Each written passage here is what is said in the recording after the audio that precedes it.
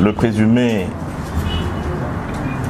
désormais recherché ou poursuivi par la haute cour militaire, Joseph Kabila a parlé, non pas pour construire, non pas pour s'excuser, mais pour tenter une ultime manipulation. Comme on jette un filet dans un pays qu'on a longtemps capturé. Il est revenu le visage grave, la voix lente mais le cœur rempli de duplicité. Il nous a présenté ce qu'il appelle un pacte citoyen, en 12 points. Mais ne nous y trompons pas, ce n'est pas un pacte, c'est un piège. Ce n'est pas un programme, c'est de l'offensive politique, déguisée après son échec.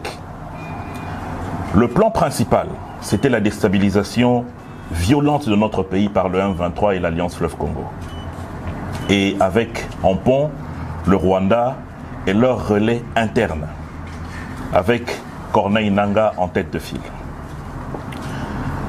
Je voulais vous parler un tout petit peu par rapport à cela de l'héritage dont a bénéficié le président de la République, Félix Tshisekedi.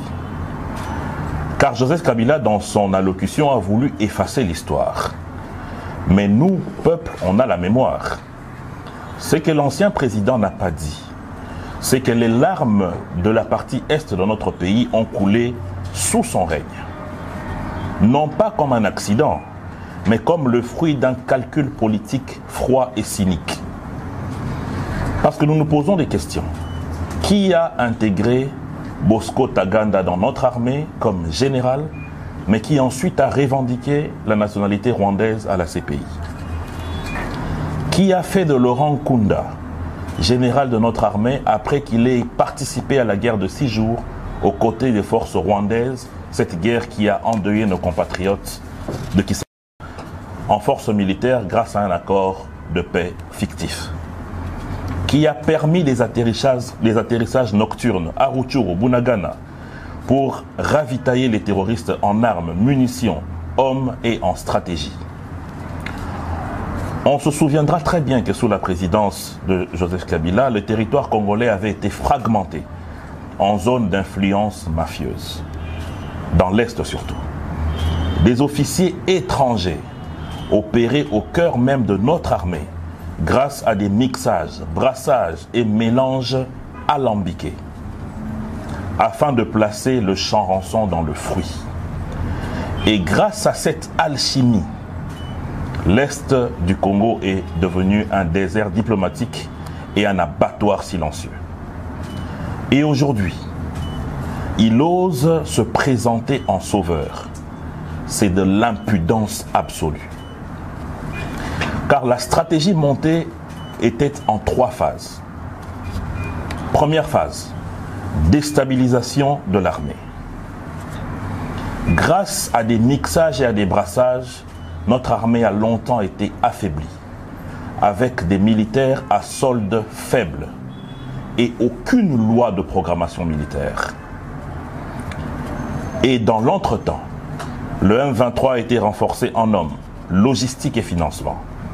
Les relais, les anciens réseaux du pouvoir qui aujourd'hui veut redevenir les sauveurs de la RDC. L'objectif était simple, prendre Goma, Bukavu, ensuite Kisangani et le Haut-Katanga. S'aimer le chaos et forcer l'État à s'agenouiller. Comme ça n'a pas marché, il fallait la phase 2. Mener une guerre psychologique. Attaque médiatique. Désinformation. Démoralisation des troupes. Faire croire en l'échec de l'État. Amplifier les défaites de notre armée. Saper la confiance populaire, attiser le séparatisme et le tribalisme, en instigant que certaines tribus ou certaines ethnies de notre pays étaient stigmatisées sous le pouvoir de Félix Tshisekedi. Et enfin, comme tout cela n'a pas marché, la récupération politique. C'est ce qui s'est passé hier. Après l'échec militaire, bien sûr, grâce à la résilience des FARDC et à la diplomatie agissante de Félix Tshisekedi. Joseph Kabila revient en sage.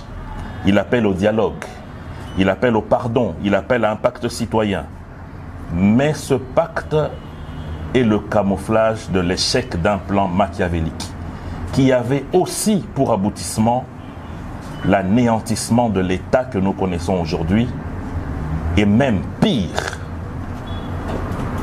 atteindre à la vie de l'actuel chef de l'État. Malheureusement pour eux, les preuves sont claires et l'État est resté debout. Pendant 18 ans, nous étions là et nous l'assumons. Béni saignait. L'Est de notre pays avait plus de 120 groupes armés. Ituri brûlait. Les Mororo ravageaient des espaces entiers pour s'aimer le chaos. Les Ema et les Lendu se rentraient dedans, sans une vraie intervention de l'armée. Et quand l'armée demandait des ordres, il y avait négociation des postes avec les infiltrés. Lorsque les Congolais étaient chassés du Congo-Brazzaville, lorsque les Congolais étaient chassés de l'Angola, la seule réponse à l'époque c'était le silence. Alors qu'aujourd'hui, chaque action contre le peuple a une réponse correspondante. Aujourd'hui, on ose dire que le régime actuel a perdu le monopole de la violence légitime. Ce monopole, il a été éliminé et sacrifié à chaque table de négociation, de brassage et de mixage. Dieu merci, grâce à un Parlement réveillé, nous avons réussi à mettre un terme à cette action qui consiste à faire rentrer dans notre armée des éléments qui demain vont être des déstabilisateurs de notre système. Face à l'héritage toxique de l'ancien régime, Félix Tshisekedi a choisi la fermeté. Il a refusé de négocier avec les pantins tant que ces derniers seraient sous le joug de Kigali. Il a demandé de comptes au Rwanda. Il a réarmé notre diplomatie.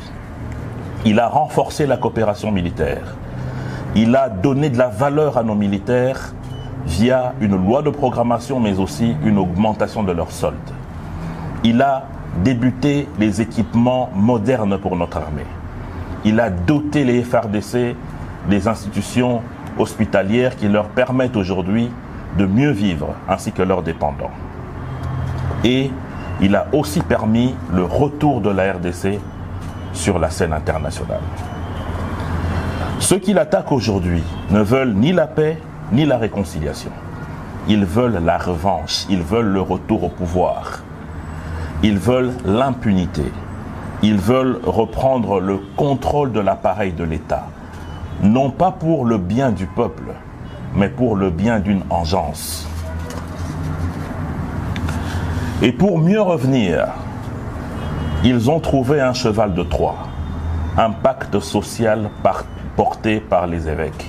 Et pourtant, nous avons des déclarations claires de Monseigneur Fulgence Muteba qui soutient que ce qu'ils ont eu à mener comme action en termes de contacts diplomatiques a entre autres été soutenu par le Rwanda, pays agresseur de la République démocratique du Congo. Comment peut-on faire confiance en une telle démarche alors que cela contient un élément nocif qui est le soutien et l'apport de Kigali? Et on se demande bien, depuis quand est-ce que Joseph Kabila croit aux évêques? Nous nous rappelons ici, nous étions là et nous l'assumons. Comment est-ce que ces évêques étaient gazés dans leurs églises puisqu'ils devaient organiser des marches citoyennes? Bizarrement, ces évêques aujourd'hui deviennent la solution. Chose grave, dans son passage médiatique d'hier, personne n'a entendu une seule phrase où le Rwanda a été condamné, où le M23 a été apostrophé, où l'AFC a été condamné, où Corneille Nangaa et tous les autres terroristes ont été épinglés. Par contre, on a choisi délibérément de vilipender le pays et de s'attaquer au chef de l'État. Il crache ainsi sur le gouvernement d'un pays Et l'intention est très claire. Blanchir les criminels, absoudre les terroristes et donner un blanc-seing au Rwanda, pays agresseur de notre chère patrie. Nous voulons dire ici que nous ne céderons pas et que nous n'allons pas accepter qu'il y ait des prises en otage de notre nation. La démocratie, telle que déclinée aujourd'hui, ne donne qu'un seul moyen pour arriver au pouvoir, les élections. Il n'est donc plus acceptable aujourd'hui que les conciliabules, que des méthodes qui apportent la mort puissent être aujourd'hui utilisées pour que des personnalités qui pensent que la République démocratique du Congo leur appartient puissent revenir aux affaires.